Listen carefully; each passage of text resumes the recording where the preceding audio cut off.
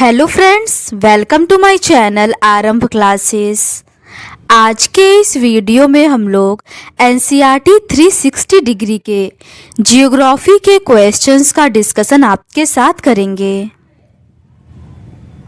इस बुक में क्लास 6 से लेके 12 तक जियोग्राफी के chapter wise page bye page questions दिए हुए हैं। तो बिना देर किए चलिए आज का ये वीडियो शुरू करते हैं। क्लास 6 तक के क्वेश्चंस का डिस्कशन हम लोगों ने इस सीरीज़ के प्रीवियस पार्ट में कर लिया है। आज हम लोग क्लास 7 से रिलेटेड क्वेश्चंस का डिस्कशन आपके साथ करेंगे। आगे के प्रश्न चैप्टर 1 पर्यावरण से रिलेटेड हैं।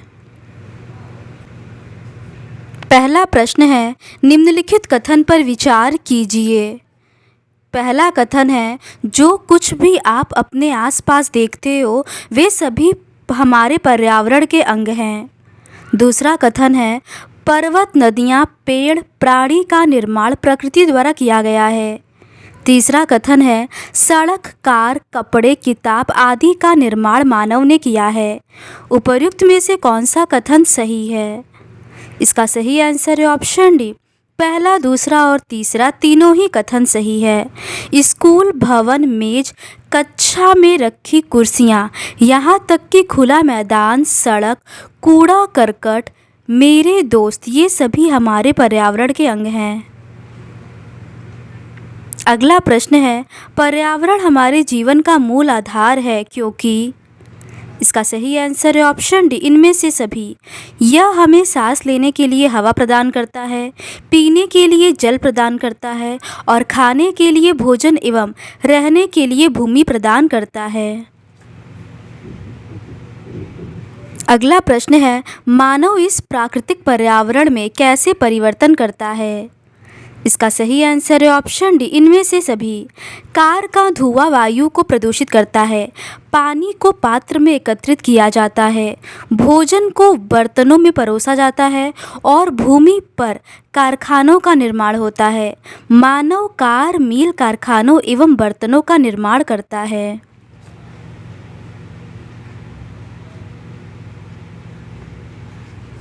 अगला प्रश्न है, निम्नलिखित में से कौन सी चीज़ें पर्यावरण के अंतर्गत शामिल हैं? इसका सही आंसर है ऑप्शन डी। पहला, दूसरा, तीसरा और चौथा। मनुष्य, धरातलीय स्थलाकृति, मानव निर्मित वस्तुएं और प्राकृतिक वस्तुएं सभी।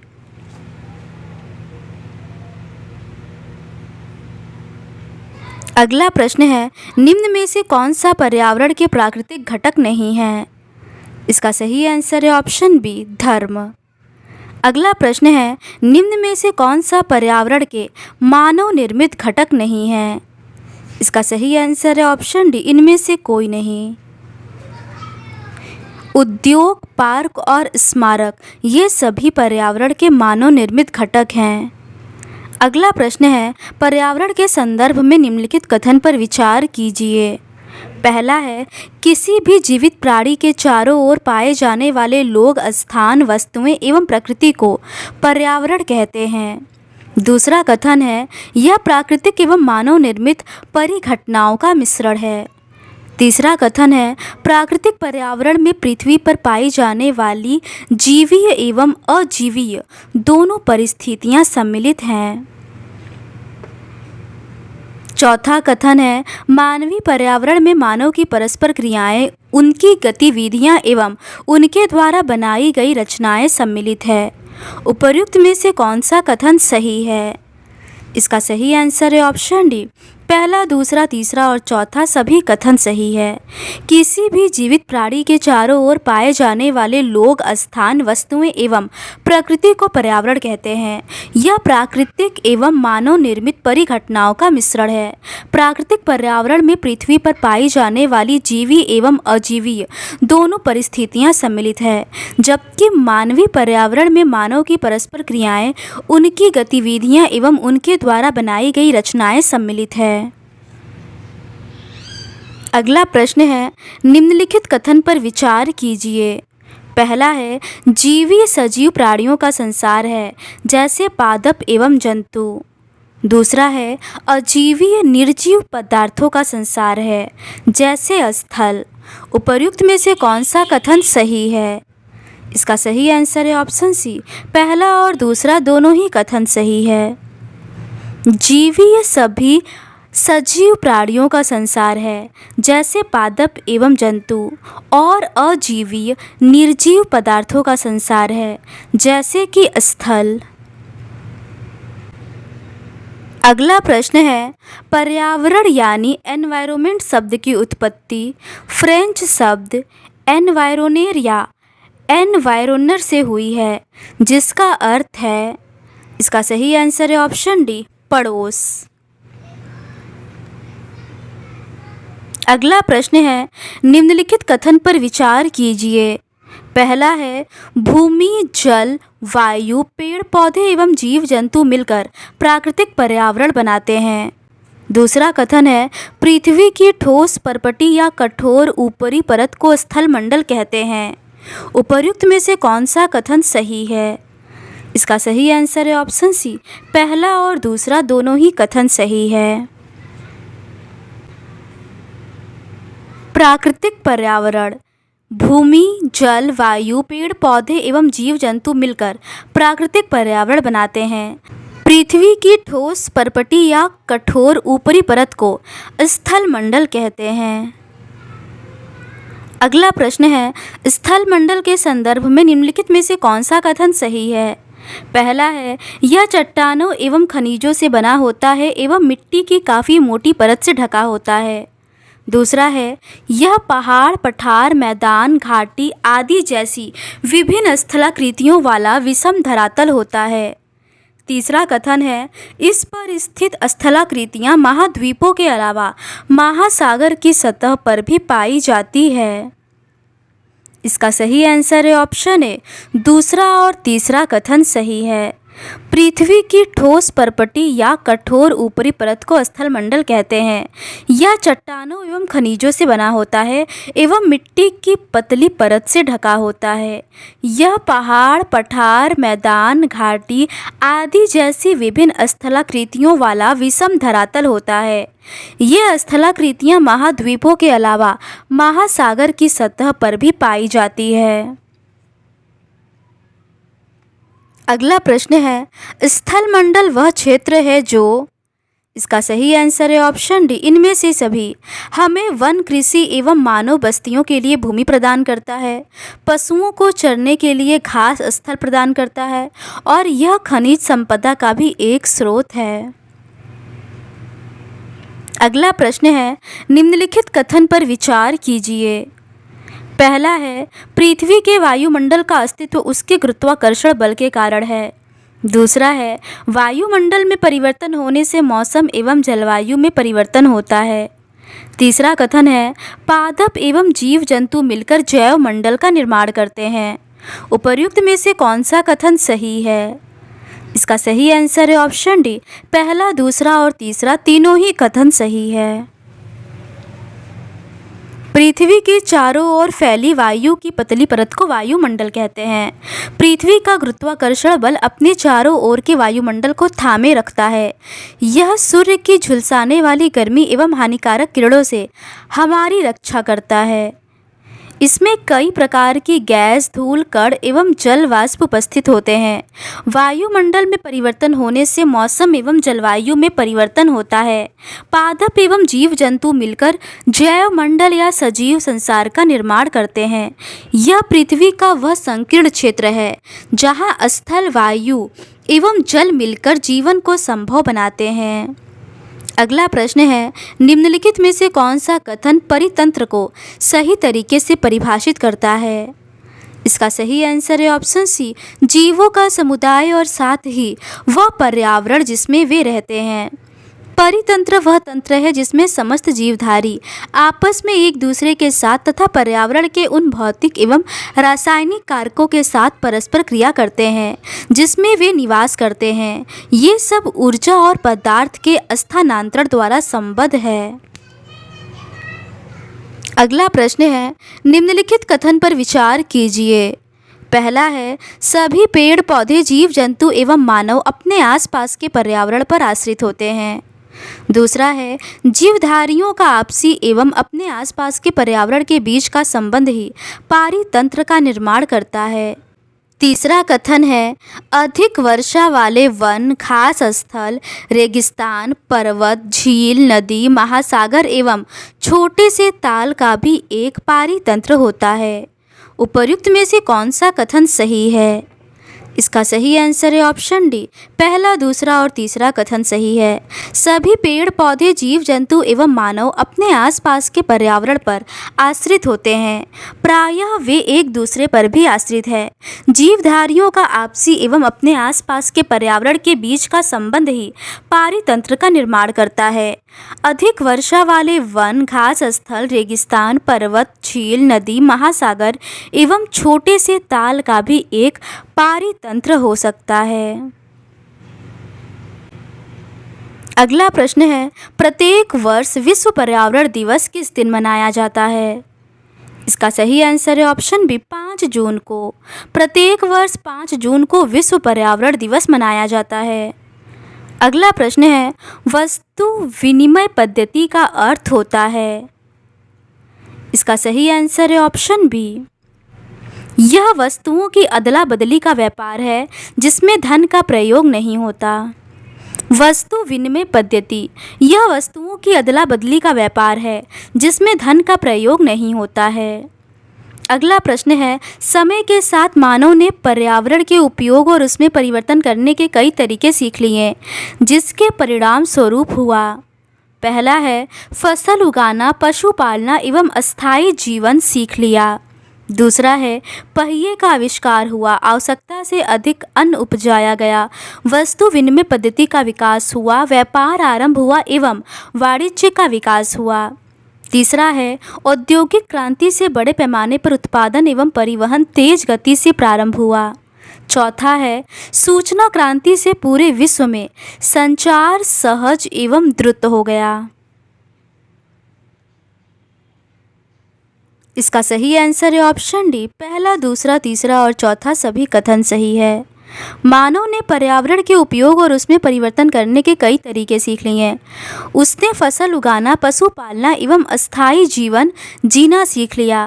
पहिए का आविष्कार हुआ, आवश्यकता से अधिक अन्न उपजाया गया, वस्तु विनिमय पद्धति का विकास हुआ, व्यापार आरंभ हुआ एवं वाणिज्य का विकास हुआ, औद्योगिक क्रांति से बड़े पैमाने पर उत्पादन प्रारंभ हो गया, परिवहन तेज गति से प्रारंभ हुआ, सूचना क्रांति से पूरे विश्व में संचार सहज एवं द्रुत हो गया। आगे के प्रश्न चैप्टर 2 हमारी पृथ्वी के अंदर से रिलेटेड है। पहला प्रश्न है पृथ्वी के संदर्भ में निम्नलिखित कथन पर विचार कीजिए। पहला है यह एक गतिशील ग्रह है। दूसरा है इसके अंदर एवं बाहर निरंतर परिवर्तन होता रहता है। उपर्युक्त में से कौन सा कथन सही है? इसका सही आंसर है ऑप्शन सी, पहला और दूसरा दोनों ही कथन सही है। हमारी पृथ्वी एक गतिशील ग्रह है, इसके अंदर एवं बाहर निरंतर परिवर्तन होता रहता है। अगला प्रश्न है पृथ्वी का आंतरिक भाग के संदर्भ में निम्नलिखित में से कौन सा कथन सही नहीं है? पहला है यह एक प्याज की तरह पृथ्वी भी एक के ऊपर एक सकेंद्रीय परतों से बनी है। दूसरा है पृथ्वी की सतह की सबसे ऊपरी परत को परपटी कहते हैं जो सबसे पतली परत होती है। तीसरा है परपटी की मोटाई महाद्वीपीय सन्हति में 5 किलोमीटर एवं समुद्री सतह में केवल 35 किलोमीटर तक है। इसका सही आंसर है ऑप्शन बी, केवल तीसरा कथन सही नहीं है। पृथ्वी का आंतरिक भाग एक प्याज की तरह पृथ्वी भी एक के ऊपर एक सकेंद्रीय परतों से बनी है। पृथ्वी की सतह के सबसे ऊपरी परत को परपटी कहते हैं। यह सबसे पतली परत होती है। यह महाद्वीपीय सन्हति में 35 किलोमीटर एवं समुद्री सतह में केवल 5 किलोमीटर तक है। अगला प्रश्न है निम्नलिखित कथन पर विचार कीजिए। पहला है विश्व की सबसे गहरी खान दक्षिण अफ्रीका में स्थित है जिसकी गहराई लगभग 4 किलोमीटर है। दूसरा है, इस खान को तेल की खोज में इंजीनियर 6 किलोमीटर गहराई तक खोद चुके हैं। तीसरा है, पृथ्वी के केंद्र की गहराई समुद्र की सतह से 2900 किलोमीटर है। उपर्युक्त में से कौन सा कथन सही है? इसका सही आंसर है ऑप्शन सी, पहला और दूसरा दोनों ही कथन सही है। विश्व की सबसे गहरी खान दक्षिण अफ्रीका में स्थित है तथा इसकी गहराई लगभग 4 किलोमीटर है। तेल की खोज में इंजीनियर 6 किलोमीटर गहराई तक खोद चुके हैं। पृथ्वी के केंद्र तक पहुंचने के लिए आपको समुद्र की सतह पर 6000 किलोमीटर गहराई तक खोदना होगा। अगला प्रश्न है, निम्नलिखित में से कौन सा कथन सही नहीं है? इसका सही आंसर है ऑप्शन बी, महासागरीय पर्पटी सिलिका एवं आयरन से बनी हुई है। ये कथन सही नहीं है। महाद्वीपीय संहति मुख्य रूप से सिलिका एवं एल्यूमिना जैसे खनिजों से बनी है, इसीलिए इसे सियाल कहा जाता है।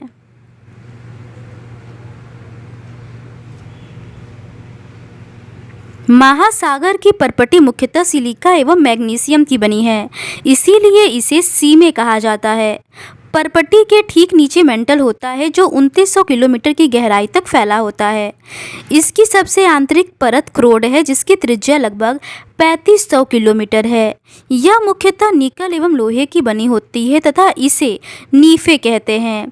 केंद्रीय क्रोड का तापमान एवं दाब काफ़ी उच्च होता है। अगला प्रश्न है, निम्नलिखित में कौन सुमेलित है? इसका सही आंसर है ऑप्शन डी, इनमें से कोई नहीं। महाद्वीपीय संहति मुख्य रूप से सिलिका एवं एल्यूमिना जैसे खनिजों से बनी है, इसीलिए इसे सियाल कहा जाता है। महासागर की पर्पटी मुख्यतः सिलिका एवं मैग्नीशियम से बनी है, इसीलिए इसे सी में कहा जाता है। अगला प्रश्न है, पृथ्वी के संदर्भ में निम्नलिखित कथन पर विचार कीजिए। पहला है, पृथ्वी के आयतन का केवल 1% हिस्सा ही पर्पटी है। दूसरा है, 84% मेंटल एवं 15% हिस्सा क्रोड है। तीसरा है, पृथ्वी की त्रिज्या 6371 किलोमीटर है। उपर्युक्त में से कौन सा कथन सही है? इसका सही आंसर है ऑप्शन डी, पहला, दूसरा और तीसरा तीनों ही कथन सही है। पृथ्वी के आयतन का केवल 1% हिस्सा ही पर्पटी है। 84% मेंटल तथा 15% हिस्सा क्रोड है। पृथ्वी की त्रिज्या 6371 किलोमीटर है। अगला प्रश्न है, पृथ्वी के क्रोड के संदर्भ में निम्नलिखित कथन पर विचार कीजिए। पहला है, इसकी त्रिज्या लगभग 3500 किलोमीटर है। दूसरा है, यह मुख्यतः निकल एवं लोहे की बनी होती है जिसे नीफे कहते हैं। तीसरा है, केंद्रीय क्रोड का तापमान एवं दाब काफ़ी निम्न होता है। उपर्युक्त में से कौन सा कथन सही है? इसका सही आंसर है ऑप्शन सी, पहला और दूसरा कथन सही है।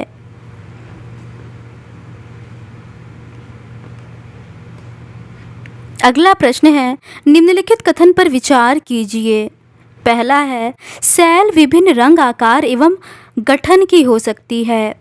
दूसरा है, पृथ्वी की पर्पटी बनाने वाले खनिज पदार्थ की किसी भी प्राकृतिक पिंड को सेल कहते हैं। तीसरा है, मुख्य रूप से सेल 3 प्रकार के होते हैं, आग्नेय सेल, अवसादी सेल एवं कायांतरित सेल। उपर्युक्त में से कौन सा कथन सही है? इसका सही आंसर है ऑप्शन डी, पहला, दूसरा और तीसरा कथन सही है। पृथ्वी की पर्पटी अनेक प्रकार के सेलों से बनी है। पृथ्वी की पर्पटी बनाने वाले खनिज पदार्थ के किसी भी प्राकृतिक पिंड को सेल कहते हैं। सेल विभिन्न रंग, आकार एवं गठन की हो सकती है। मुख्य रूप से सेल 3 प्रकार के होते हैं, आग्नेय सेल, अवसादी सेल एवं कायांतरित सेल। अगला प्रश्न है, निम्नलिखित कथन पर विचार कीजिए। पहला है, द्रवित मैग्मा ठंडा होकर ठोस हो जाता है, इस प्रकार बने सेल को आग्नेय सेल कहते हैं। दूसरा है, आग्नेय सेल को द्वितीयक सेल भी कहते हैं। तीसरा है, आग्नेय सेल 2 प्रकार की होती है, अंतर्भेदी सेल एवं बहिर्भेदी सेल। उपर्युक्त में से कौन सा कथन सही नहीं है? इसका सही आंसर है ऑप्शन बी, केवल दूसरा कथन सही नहीं है। द्रवित मैग्मा ठंडा होकर ठोस हो जाता है, इस प्रकार बने सेल को आग्नेय सेल कहते हैं। इन्हें प्राथमिक सेल भी कहते हैं। आग्नेय सेल दो प्रकार की होती है, अंतर्भेदी सेल एवं बहिर्भेदी सेल। अगला प्रश्न है, निम्नलिखित में से कौन सा कथन सही नहीं है? इसका सही आंसर है ऑप्शन डी, अंतर्भेदी आग्नेय सेल की संरचना महीन दानों वाली होती है। ये कथन सही नहीं है। वास्तव में आग की तरह लाल द्रवित मैग्मा ही लावा है जो पृथ्वी के आंतरिक भागों से निकलकर सतह पर आता है। जब द्रवित लावा पृथ्वी की सतह पर आता है, यह तेजी से ठंडा होकर ठोस बन जाता है। परपट्टी पर इस प्रकार के बने सेल को बहिर्भेदी आग्नेय सेल कहते हैं। इनकी संरचना बहुत महीन दानों वाली होती है। उदाहरण के लिए बेसाल्ट दक्कन पठार बेसाल्ट सेलों से ही बना है। द्रवित मैग्मा कभी कभी भूपर्पटी के अंदर गहराई में ही ठंडा हो जाता है। इस प्रकार बने ठोस सेलों को अंतर्भेदी आग्नेय सेल कहते हैं। धीरे धीरे ठंडा होने के कारण ये बड़े दानों का रूप ले लेते हैं। अगला प्रश्न है, दक्कन का पठार किस प्रकार के सेलों से बना हुआ है? इसका सही आंसर है ऑप्शन बी, बेसाल्ट सेल। दक्कन पठार बेसाल्ट सेलों से ही बना है। अगला प्रश्न है, निम्नलिखित में से कौन सा कथन सही है? इसका सही आंसर है ऑप्शन डी, इनमें से सभी। इग्नियस लैटिन शब्द इग्निस से बना है जिसका अर्थ है अग्नि। सेडिमेंट्री लैटिन शब्द सेंडिमेंटम से बना है जिसका अर्थ है स्थिर। और मेटामॉर्फिक ग्रीक शब्द मेटामॉर्फोस से बना है जिसका अर्थ है रूप परिवर्तन। अगला प्रश्न है, निम्नलिखित कथन पर विचार कीजिए। पहला है, लेई मसालों या दानों का चूर्ण बनाने के लिए जिस अपघर्षण पत्थरों का उपयोग होता है वे ग्रेनाइट के बने होते हैं। दूसरा है, सेलों की परतों में दबे मृत पौधों एवं जंतुओं के अवशेषों को जीवाश्म कहते हैं। उपर्युक्त में से कौन सा कथन सही है? इसका सही आंसर है ऑप्शन सी, केवल पहला और दूसरा कथन सही है। लेई या मसालों तथा दानों का चूर्ण बनाने के लिए जिस अपघर्षण पत्थरों का उपयोग होता है वे ग्रेनाइट के बने होते हैं। जीवाश्म सेलों की परतों में दबे मृत पौधों तथा जंतुओं के अवशेषों को जीवाश्म कहते हैं। अगला प्रश्न है, निम्नलिखित में से कौन सी अवसादी चट्टानों की विशेषता है? पहला है, अवसादी सेलों का निर्माण विभिन्न प्रकार के सेल अवसादों के निक्षेपण के द्वारा होता है। दूसरा है, इन सेलों में जीवाश्म होने की कोई संभावना नहीं होती है। तीसरा है, ये सेलें अपेक्षाकृत कम कठोर होती हैं। इसका सही आंसर है ऑप्शन ए, केवल पहला और तीसरा कथन सही है। सेल लुढ़ककर, चटककर तथा एक दूसरे से टकराकर छोटे छोटे टुकड़ों में टूट जाती हैं। इन छोटे कणों को अवसाद कहते हैं। ये अवसाद हवा, जल आदि के द्वारा एक स्थान से दूसरे स्थान पर पहुंचाकर जमा कर दिए जाते हैं। ये दृढ़ अवसाद दबकर एवं कठोर होकर सेल की परत बनाते हैं। इस प्रकार की सेलों को अवसादी सेल कहते हैं। उदाहरण के लिए बलुआ पत्थर रेत के दानों से बनता है। इन सेलों में पौधों, जानवरों एवं अन्य सूक्ष्म जीवाणुओं जो कभी इन सेलों पर रहे हैं के जीवाश्म भी हो सकते हैं। अगला प्रश्न है, उच्च ताप एवं दाब के कारण कौन सी सेल कायांतरित सेल में परिवर्तित हो सकती है? इसका सही आंसर है ऑप्शन सी, दोनों सेलें। आग्नेय एवं अवसादी सेल उच्च ताप एवं दाब के कारण कायांतरित सेलों में परिवर्तित हो सकती हैं। अगला प्रश्न है, कायांतरित सेलों में परिवर्तित हो सकती हैं। इसका सही आंसर है ऑप्शन सी, ए और बी दोनों। चिकनी मिट्टी स्लेट में और चूना पत्थर संगमरमर में कायांतरित सेलों में परिवर्तित हो सकती हैं। उदाहरण के लिए चिकनी मिट्टी स्लेट में एवं चूना पत्थर संगमरमर में परिवर्तित हो जाता है। अगला प्रश्न है, निम्नलिखित कथन पर विचार कीजिए। पहला है, कठोर सेलों का उपयोग सड़क, घर एवं इमारत बनाने के लिए किया जाता है। दूसरा है, लाल किला एवं ताजमहल क्रमशः सफ़ेद संगमरमर एवं लाल बलुआ पत्थर से बना है। तीसरा है, एक सेल से दूसरे सेल में परिवर्तन होने की इस प्रक्रिया को सेल चक्र कहते हैं। उपर्युक्त में से कौन सा कथन सही है? इसका सही आंसर है ऑप्शन ए, पहला और तीसरा कथन सही है। कठोर सेलों का उपयोग सड़क, घर एवं इमारत बनाने के लिए किया जाता है। सेल चक्रीय तरीके से एक दूसरे में परिवर्तित हो जाते हैं। एक सेल से दूसरे सेल में परिवर्तन होने की इस प्रक्रिया को सेल चक्र कहते हैं। अगला प्रश्न है, निम्नलिखित कथन पर विचार कीजिए। पहला है, द्रवित मैग्मा ठंडा होकर ठोस आग्नेय सेल बन जाता है। दूसरा है, आग्नेय सेल छोटे छोटे टुकड़ों में टूटकर एक स्थान से दूसरे स्थान पर स्थानांतरित होकर अवसादी सेल का निर्माण करते हैं। तीसरा है, ताप एवं दाब के कारण ये आग्नेय एवं अवसादी सेल कायांतरित सेल में बदल जाते हैं। चौथा है, अत्यधिक ताप एवं दाब के कारण कायांतरित सेल पुनः पिघलकर द्रवित मैग्मा बन जाती है। उपर्युक्त में से कौन सा कथन सही है? इसका सही आंसर है ऑप्शन डी। पहला, दूसरा, तीसरा और चौथा सभी कथन सही है। द्रवित मैग्मा ठंडा होकर ठोस आग्नेय सेल बन जाता है। ये आग्नेय सेल छोटे छोटे टुकड़ों में टूटकर एक स्थान से दूसरे स्थान पर स्थानांतरित होकर अवसादी सेल का निर्माण करते हैं। ताप एवं दाब के कारण ये आग्नेय एवं अवसादी सेल कायांतरित सेल में बदल जाते हैं। अत्यधिक ताप एवं दाब के कारण कायांतरित सेल पुनः पिघलकर द्रवित मैग्मा बन जाती है। यह द्रवित मैग्मा पुनः ठंडा होकर ठोस आग्नेय सेल में परिवर्तित हो जाता है।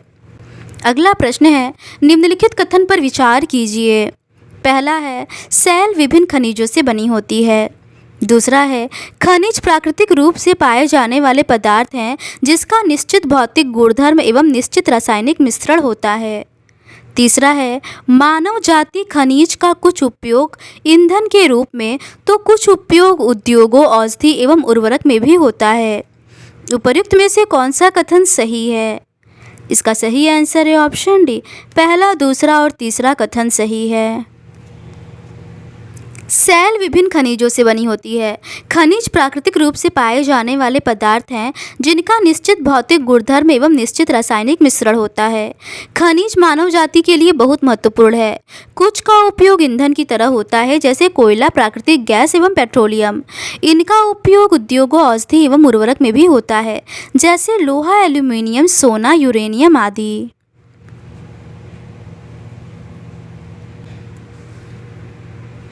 तो आज के इस वीडियो में बस इतना ही।